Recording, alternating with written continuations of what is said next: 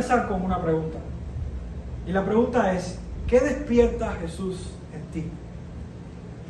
Así le titulé al mensaje de hoy. ¿Qué despierta Jesús en ti? Hace un tiempo estuve viendo una película cristiana y cuando terminé la película recomendaba que mandáramos unos mensajes. Y el mensaje era sencillo, era decirle a las personas, Dios no está muerto, alábale, búscale, ámale, algo así.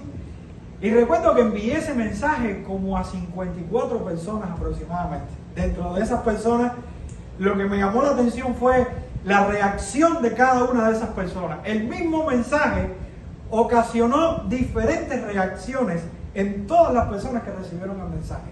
Unos me decían, gracias hermano, qué bendición. Pero otros me decían, ¿y eso qué quiere decir? ¿Y eso qué tiene que ver conmigo? ¿Y quién te dijo que yo estoy mal? ¿Y quién te dijo?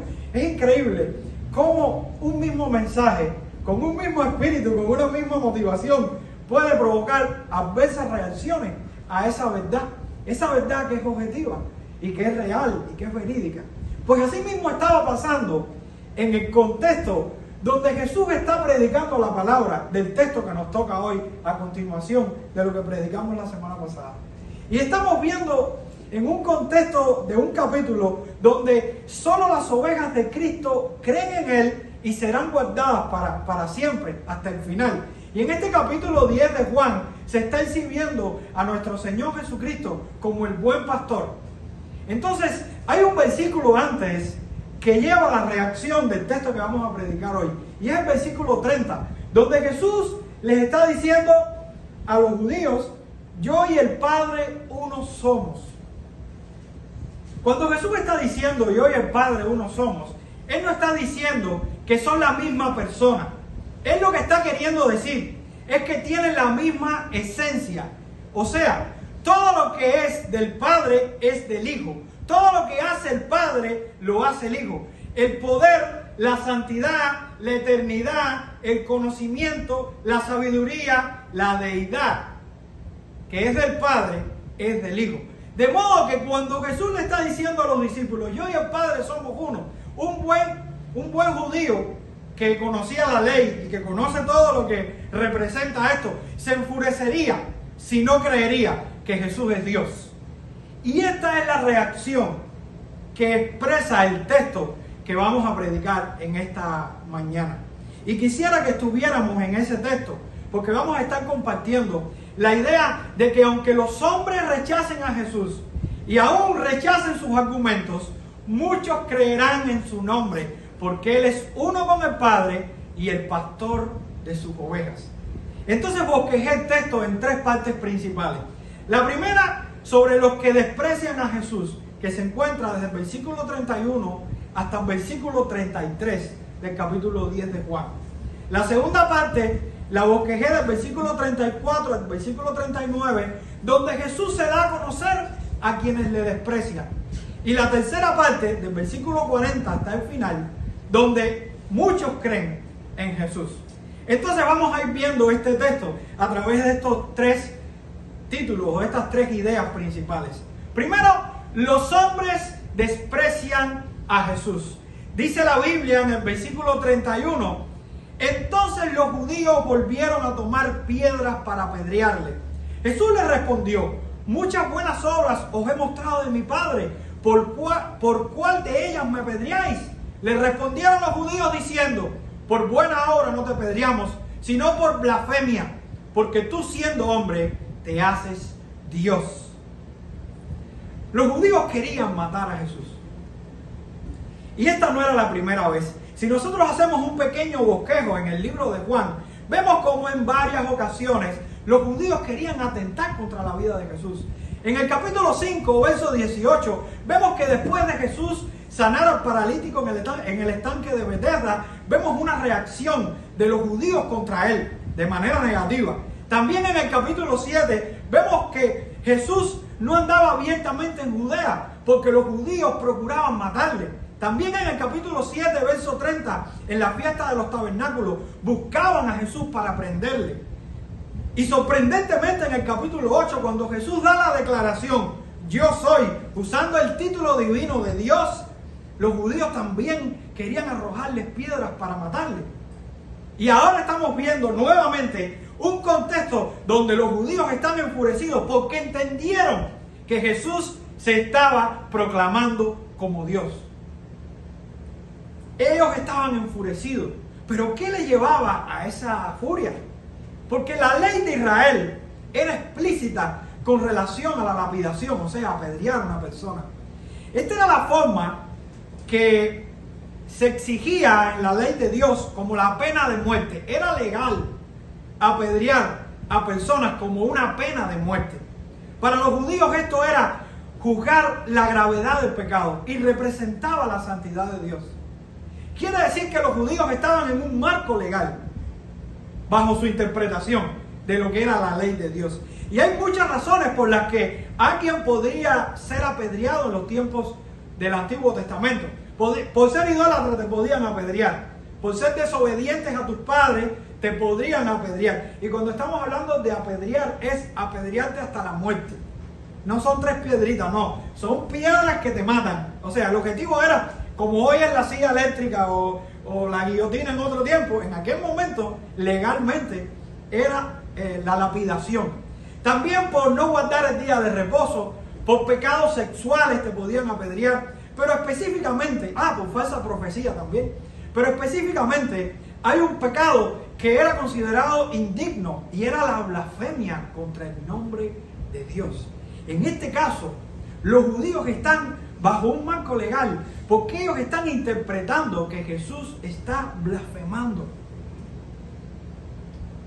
Ellos estaban interpretando lo que Jesús decía de una manera negativa. Ellos querían matar no solo al que vivió la ley, sino al que les dio la ley. Es ilógico. Es como que hoy defendamos el aborto cuando nacimos de una mujer. Es ilógico matar al Dios que le escribió la ley. Es ilógico matar y atentar contra el que les da la ley y el que vive la ley. Pues los judíos estaban ciegos. Y aquí viene la pregunta de Jesús que todos deberían escuchar. Muchas buenas obras os he mostrado de mi Padre. ¿Por cuál de ellas me apedreáis? ¿Qué entendían estos judíos sobre Jesús? Que les llevaba a expresar su ira legalista. El verso 33 nos dice: le respondieron los judíos diciendo, por buena obra no te apedreamos, sino por la blasfemia, porque tú siendo hombre te haces Dios. Ellos interpretaban que era justa esta lapidación. Además afirmaban que el motivo era por blasfemia.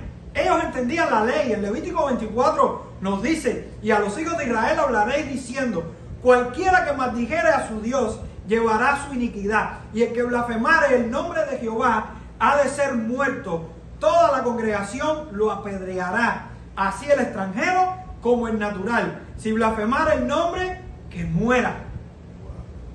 Los judíos estaban bajo un marco legal y ellos estaban viendo en Jesús que era un blasfemo. ¿Y por qué era un blasfemo para ellos? Porque usurpaba el nombre de Dios. Cuando una persona se dice que es Dios, hay que apedrearlo, porque hay un solo Dios. Jesús se apropiaba para sí el nombre de Dios, y esto fue digno del rechazo y el odio de los judíos hacia él. Los judíos no tenían un problema de comprensión, sino un problema de incredulidad en el corazón, porque ellos entendían claramente que lo que Jesús está queriendo decir es que es Dios. Fíjense, cuando nosotros vamos al capítulo 5 del Evangelio, en el versículo 18, dice algo interesante. Dice: por esto los judíos aún procuraban matarle, porque no solo quebrantaba el día de reposo, sino que también decía que Dios era su propio Padre, haciéndose igual a Dios. En su concepto y su interpretación de lo que ellos captaban de Jesús, es que ellos entendían claramente que Jesús se proclamaba Dios. Su manera de hablar y de expresarse y de decir la verdad, para ellos era real, que él decía que era Dios, y por eso lo querían matar. Hay muchos que buscan cualquier pretexto para negar a Jesús divino. Estos judíos tenían un problema de incredulidad y estaban viendo textualmente que Jesús decía que era Dios. Pero hay muchos hoy en día que también tienen ese problema de incredulidad, que no reconocen que Jesús es Dios. Y podemos poner algunos ejemplos. Por ejemplo, los musulmanes. Yo tuve el privilegio de predicarle a un musulmán por un tiempo, en mi última estancia en Cuba. Y le doy gracias al Señor porque no había tenido nunca una experiencia de esa manera. Y cuando empezamos a debatir y a tocar temas espinosos, llegamos a la deidad de Cristo. Y en ese momento, el hombre acudió a un argumento que usan los musulmanes. No, pero los manuscritos están alterados. Y yo decía, ¿cómo es posible que si los judíos que vieron a Jesús y entendieron lo que Jesús decía, tú que pasaste muchos años después, no veas lo que vieron los judíos? Y ahí es donde yo me doy cuenta de la ceguera espiritual, que no es un problema cognitivo, no es un problema de comprensión, es un problema del corazón, es un problema de incredulidad. Y así mismo pasa con los testigos de Jehová. Unos porque dicen que los manuscritos tienen problemas y los otros porque dicen que la Biblia, la traducción no es quizás exacta o interpretan ciertas palabras para ajustar el mensaje a su manera. El objetivo que buscan estas religiones como los musulmanes o los testigos de Jehová no es más que negar la deidad de Cristo, no es más que buscar todas las artimañas y los argumentos posibles para no creer en su corazón de que Jesucristo es el Dios Todopoderoso. ¿Y por qué si Jesús vino a hacer la obra de Dios y fue perfecto, hay tantas personas que sienten repulsión hacia su nombre y hacia su deidad, hacia su esencia? ¿Saben por qué? Y lo vemos unos versículos antes en la predicación de la semana pasada, seguro lo tocamos. Dice el versículo 26 de este capítulo 10: pero vosotros no creéis porque no sois de mis ovejas. Como os he dicho, mis ovejas oyen mi voz y yo las conozco y me siguen. ¿Saben por qué tanta gente no quiere creer en la deidad de Jesús? Porque no son de sus ovejas. No es cuestión de razonamiento lógico y perfecto. Es evidente que Jesús daba prueba de que era Dios. Sin embargo, el corazón de esos hombres, como el corazón de muchos hoy, se niega a creer en ese gran poder de nuestro Señor Jesucristo. No es un problema de que usted sea más inteligente o no, de que usted sea más culto o no. Es un problema de que todos somos pecadores y todos tenemos vedado el acceder a Dios por el pecado que mora en nuestro corazón. Así que por muchos argumentos que el hombre pueda inventar para negar que Jesús es Dios, Jesús sigue siendo Dios porque lo dio a entender. Y aún los enemigos más cercanos lo sabían, lo que no lo querían reconocer, ni le querían amar por esto. Y hay una segunda verdad que el texto nos muestra, porque Jesús, pudiendo haber dejado eso y decir, al final ellos no son de mis ovejas, no, Jesús accedió a explicarle, a darle argumentaciones y razones por las que Él es Dios. Y aquí vemos la segunda verdad del texto, a partir del verso 34, donde Jesús se da a conocer a quienes le desprecian. Y dice la Biblia, desde el verso 34 hasta el verso 39, Jesús le respondió: ¿no está escrito en vuestra ley, yo dije, dioses sois? Si llamó dioses a aquellos a quienes vino la palabra de Dios, y la escritura no puede ser quebrantada, al que el Padre santificó y envió al mundo, vosotros decís, tú blasfemas porque dije, hijo de Dios soy. Si no hago las obras de mi Padre, no me creáis, mas si las hago, aunque no me creáis a mí, creed a las obras, para que conozcáis y creáis que el Padre está en mí y yo en el Padre. Procuraron otra vez prenderle, pero él se escapó de sus manos. En este inicio de la segunda sesión del texto, en el versículo 34, Jesús está citando un fragmento del Salmo 82. En el Salmo 82, en este salmo escrito por Asaf, Dios está desaprobando, corrigiendo, amenazando a los jefes de las congregaciones de Israel, quienes han pervertido su gloria, quienes han convertido en tiranía su gobierno. Eran hombres, reyes, jueces, personas de gran importancia, que se le denominaba dioses, porque tenían una gran autoridad y tenían un gran poder en la tierra. En este caso, estos hombres eran tan corruptos que Dios desaprueba totalmente su forma de ser, autoridad delegada, su gloria dada en esta tierra. Para cualquier conocedor de este contexto del Salmo 82, que estuviera en posición de juez y que fuera injusto y estuviera en pasos de injusticia, yo me imagino que este salmo y esta explicación de Jesús le debe haber dado en su conciencia. Porque cualquiera que está haciendo un juicio injusto tendría que pensar en este salmo para decir: Dios está airado con el hombre injusto. Dios está airado con el que oprime al pobre. Dios está molesto con la persona que hace un juicio injusto. Y en este caso, estos judíos estaban igualitos que esos hombres que se les llamó Dios en un momento determinado. Pero ahora viene Jesús a explicar el texto. Y después de citar esta porción, Él les da a entender una verdad importante. Jesús les indica que cuando Él se está denominando Hijo de Dios, no está blasfemando, sino que como un argumento del lenguaje, Él está yendo de un punto menos importante a un punto más importante. ¿Qué quiero decir con esto? Que si la ley llama a dioses a quienes no recibieron este calificativo como una declaración divina, en virtud de que la Escritura no miente, no se equivoca, no puede tomarse mal el modo de que Jesús diga que Él es el Hijo de Dios. Primero, porque a diferencia de estos hombres, el Padre le llama mi Hijo. Cuando nosotros vamos a Mateo capítulo 17, verso 5, el Padre dice: este es mi Hijo amado, en el cual tengo complacencia, a este oíd. Pero también en boca del profeta y en boca del Evangelio está como Juan el Bautista, el precursor de Cristo, quien debía anunciar y anteceder a Cristo, declara firmemente que este Jesús del que estamos hablando y el que está contando el Evangelio es el Hijo de Dios. Y lo podemos ver en Juan capítulo 1, versos del 29 al 34.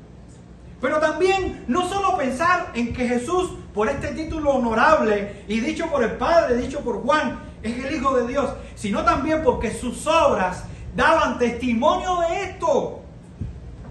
A diferencia de Juan y de otros profetas, Jesús no solo tenía palabras de verdad, Jesús obraba con la verdad.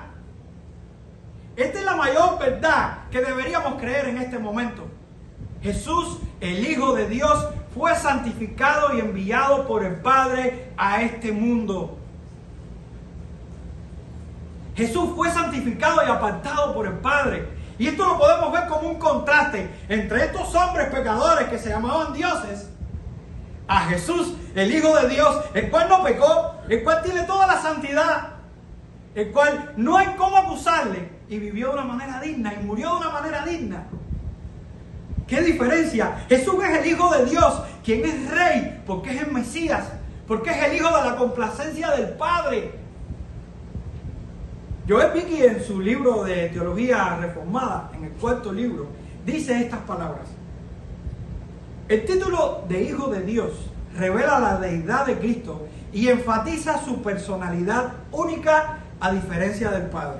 Aunque Hijo implica que en cierto sentido es del Padre, también implica que tiene la misma naturaleza que el Padre, compartiendo gloria divina, y eso en el principio. El Padre comparte con el Hijo una actividad, un conocimiento, un poder, una vida y una voluntad divina.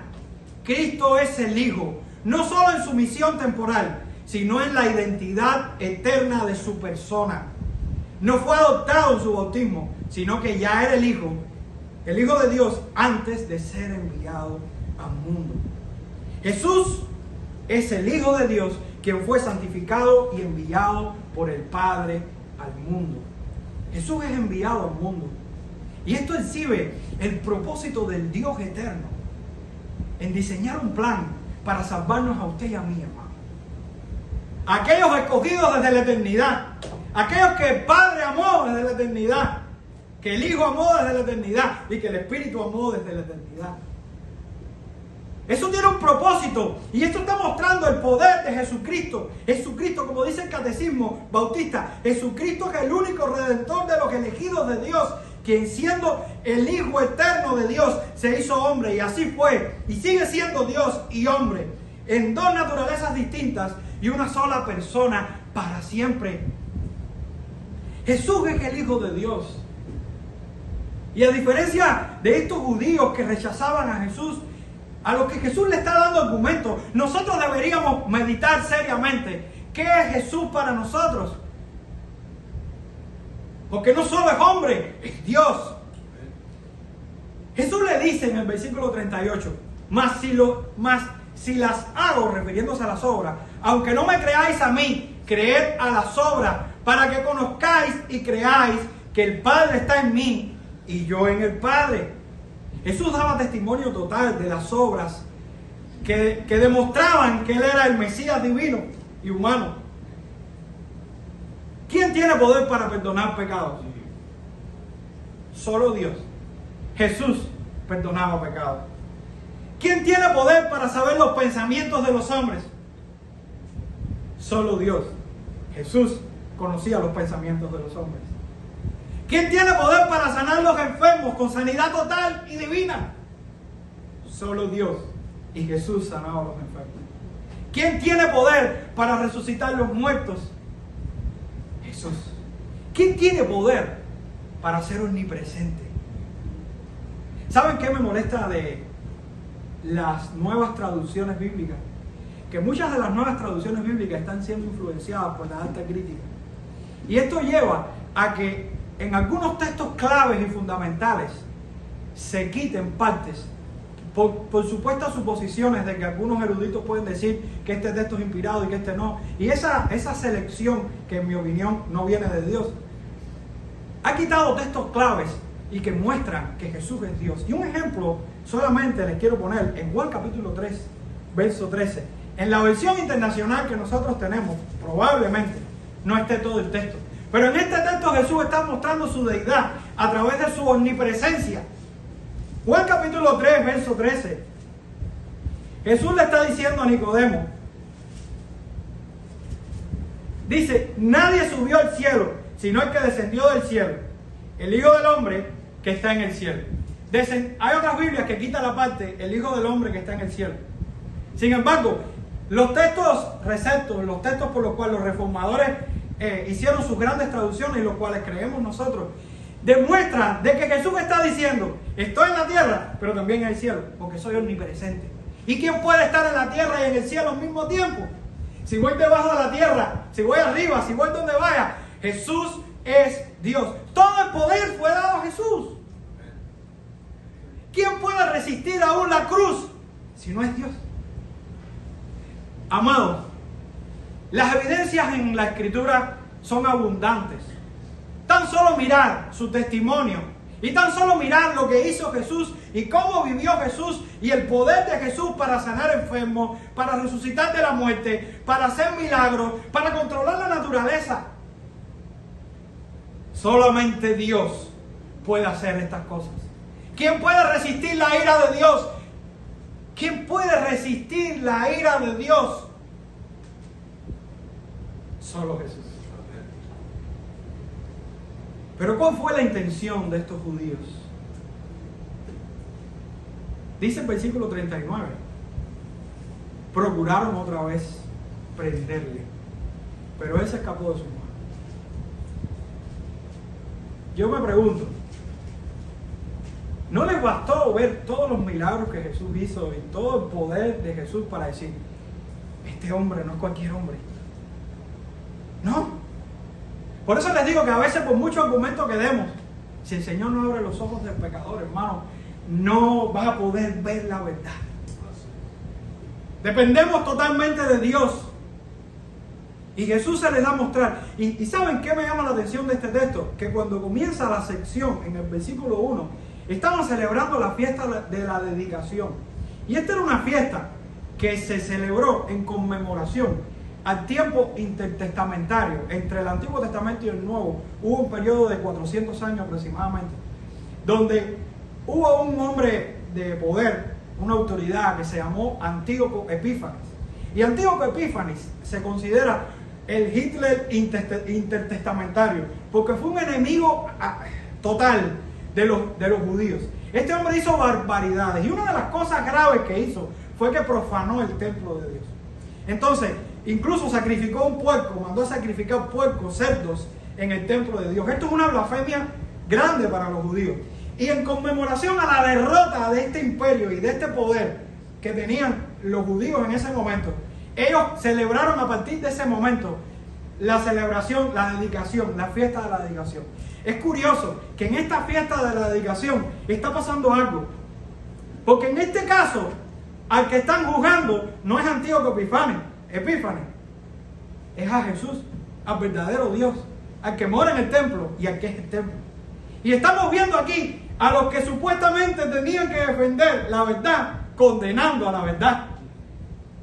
Hay un gran parecido en aquellos que niegan a Jesús, y es que todos niegan a Dios, atentan contra Dios, y en este caso Jesús es Dios. Hermano, es glorioso pensar en nuestro Señor Jesucristo, porque el simple hecho de que Jesús, siendo Dios, haya hecho hombre, nos debería atemorizar. Dios se acercó tanto a nosotros que podemos hablar de Él, que podemos saber de que estuvo con nosotros. Y hay una triste e infernal realidad en algunas religiones, porque tienen nombres bonitos, estructuras bonitas, pero en el fondo son religiones infernales. Y todo empieza muy lindo. Hablas con un testigo de Jehová y lo primero que te dice: no, si ya nosotros somos cristianos igual que ustedes. Nosotros somos cristianos. Y cuando le dices, como me pasó en estos días con la mamá de uno de mis alumnos: ¿tú crees que Jesús es el Hijo de Dios o que Jesús es Dios? Yo le dije: yo creo que Jesús es Dios y el Hijo de Dios, al mismo Dios. Y yo decía: ¿qué confusión tan grande tienen en la mente cuando ellos van a un versículo e interpretan una frase sin entender un contexto, sin entender nada? El problema es que hay una incredulidad tan grande en el corazón del hombre. Pero así mismo los musulmanes, así mismo los judíos que no reconocen a Jesús actualmente, y aún los unitarios caen en problemas de la deidad de Cristo. La sentencia para estas personas es clara, y Jesús la da en el Evangelio, en el capítulo 8, versos 23 y 24. Jesús le dice a los judíos: vosotros sois de abajo, yo soy de arriba. Vosotros sois de este mundo, yo no soy de este mundo. Por eso os dije que moriréis en vuestros pecados, porque si no creéis que yo soy, en vuestros pecados moriréis. ¿Saben qué Jesús está diciendo ahí? ¿Cómo le dijo Dios a Moisés que se llamaba cuando escribió los mandamientos? Yo soy. Jesús le está diciendo: yo soy, el yo soy. Y si no crees que yo soy Dios, moriréis en vuestros pecados.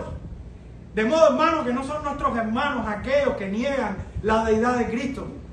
Y tenemos que estar apercibidos y claros y convencidos de que el Cristo mostrado en la Biblia y en los Evangelios es Dios todopoderoso, es Dios eterno. No fue creado. Y una vez más deberíamos hacernos la pregunta: ¿soy yo uno de los que rechaza a ese Jesús divino y humano? ¿Ese que es uno con el Padre? ¿Soy un pecador que necesita a ese Cristo para ser salvo? No podemos mutilar a nuestro Cristo, porque nuestro Cristo es hombre y Dios. Es Dios y hombre. Y gracias al Señor hay otra sección en el texto. Y la otra parte del texto es a partir del versículo 40 hasta el 42, donde muchos creen en Jesús. Primero vemos cómo muchos rechazan a Jesús. Después vemos cómo Jesús le da argumentos suficientes para que ellos entiendan de que Él es Dios. Y ahora vemos cómo muchos creen en Jesús. Dice a partir del versículo 40: y se fue de nuevo al otro lado del Jordán, al lugar donde primero había bautizado, donde había estado bautizando Juan, y se quedó allí. Y muchos venían a él y decían: Juan, a la verdad, ninguna señal hizo, pero todo lo que Juan dijo de este era verdad. Y muchos creyeron en él allí. A partir de este versículo 40, hasta el capítulo 12, verso 11, se nos da a conocer el ministerio de Jesús en Perea. Este otro lado de Jordán estaba aproximadamente a 35 millas donde se encontraba Betania, donde estaba en el próximo capítulo Lázaro, que iba a morir. Y estamos viendo ahora un cambio de escena y un cambio de geografía, pero en el mismo tiempo dando a entender que ahora hay un grupo de receptores que tienen una perspectiva diferente y son los que pertenecen a la tierra fértil. Quiere decir que a partir de este momento viene un periodo donde hay personas receptivas al Evangelio, firmes a esta verdad, que son convencidas y creen en esta verdad. Y aunque sabemos que muchos de los que dijeron creer no creyeron hasta el final, porque no eran verdaderos creyentes, sí el texto nos está dando a entender que hay un contraste entre los que no creen con los que creen. ¿Seremos de los que creen? Espero que sí. ¿Y qué decía la gente en ese lugar? ¿Qué decía la gente que venía a Jesús? Juan, a la verdad, ninguna señal hizo, pero todo lo que Juan dijo de este era verdad. Este era un lugar de recordatorio. Aquí fue donde Juan bautizaba. Aquí Juan predicaba sobre el arrepentimiento. Recuerden quién era Juan. Era el precursor de Cristo. Era el que anunciaba al Mesías. Era el prometido en el Antiguo Testamento que iba a venir antes del Mesías. El último profeta del Antiguo Pacto. El que teníamos que escuchar. Porque cuando estuviera Juan, ahí estaba el Mesías. Y Juan lo dijo todo. Lo mostró todo. De hecho, quiero leerles dos textos sobre Juan refiriéndose a Jesús. Uno está en el capítulo 1, verso 26 al 27. Y el otro está en el capítulo 3, verso del 30 al 36.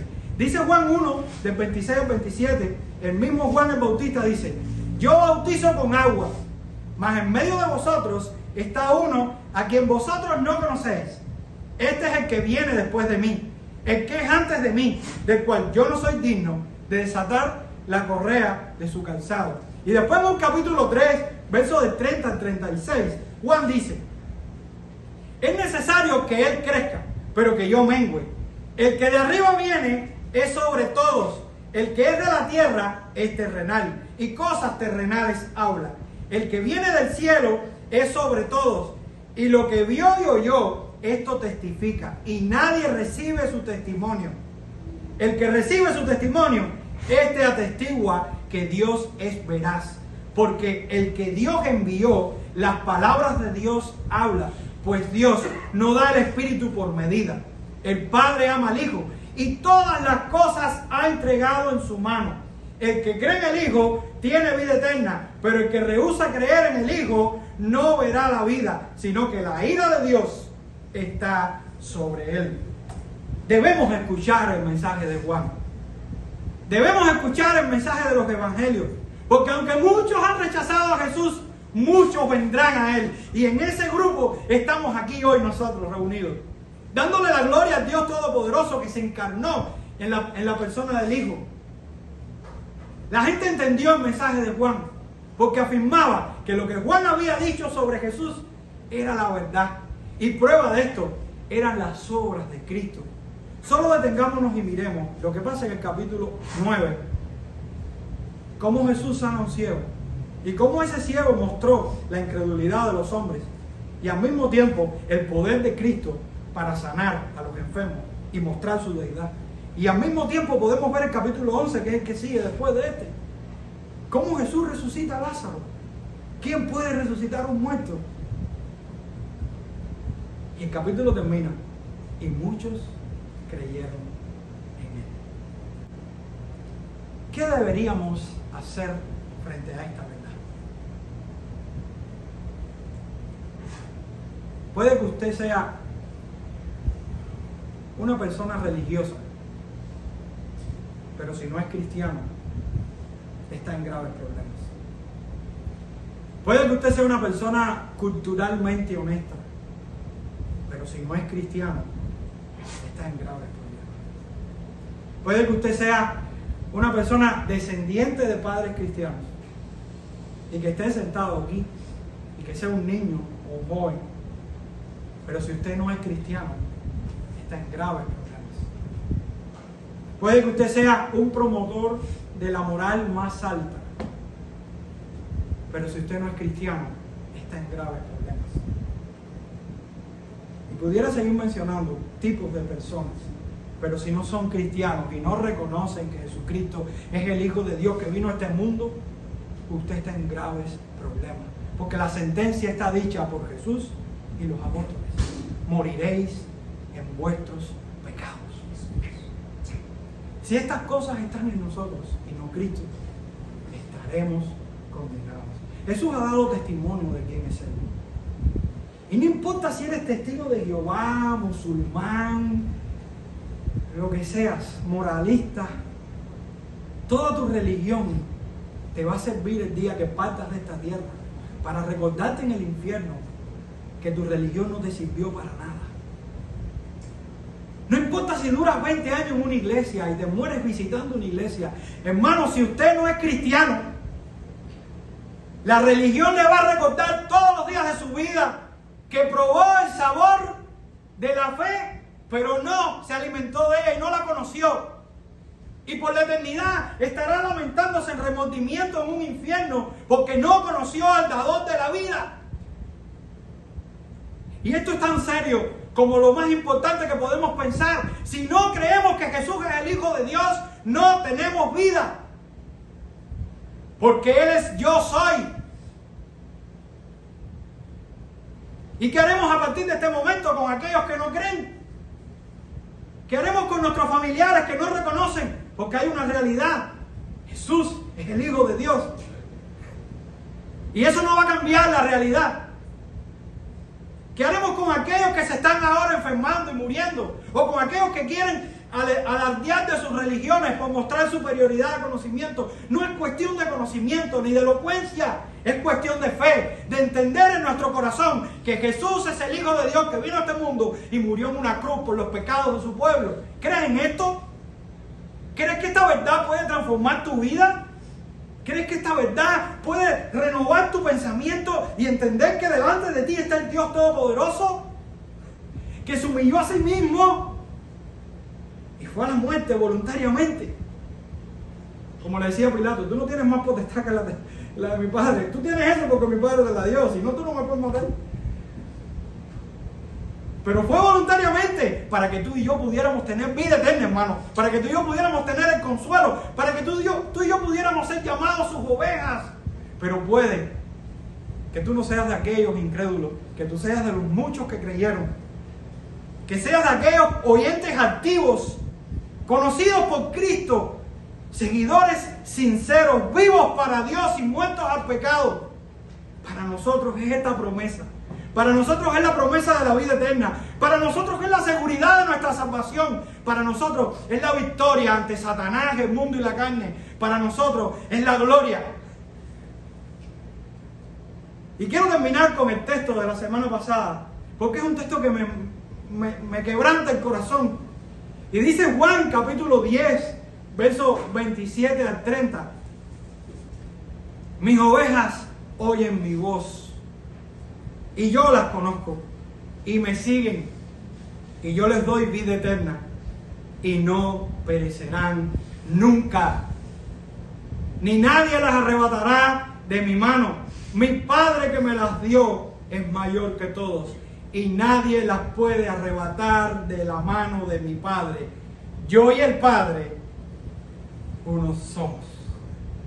Y quiero terminar como empecé. Yo y el Padre, uno somos. ¿Qué despierta Jesús en ti? Si esta frase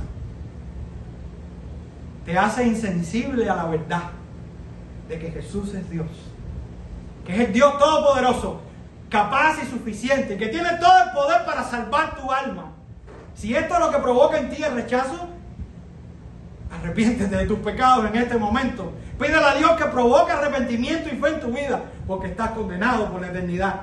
Pero si esto provoca fe, gozo, alegría, confianza, certeza de que tenemos tranquilidad y seguridad, que aún en medio de nuestras debilidades, Cristo sigue siendo Dios, fortaleciendo nuestra vida y llevándola del principio hasta el final y gloriándonos con Él en la eternidad. Hermano, yo creo que sería lo más grande que pudiéramos experimentar en esta hora, porque se nos puede acabar todo, nos pueden deportar, puede pasar lo que pase.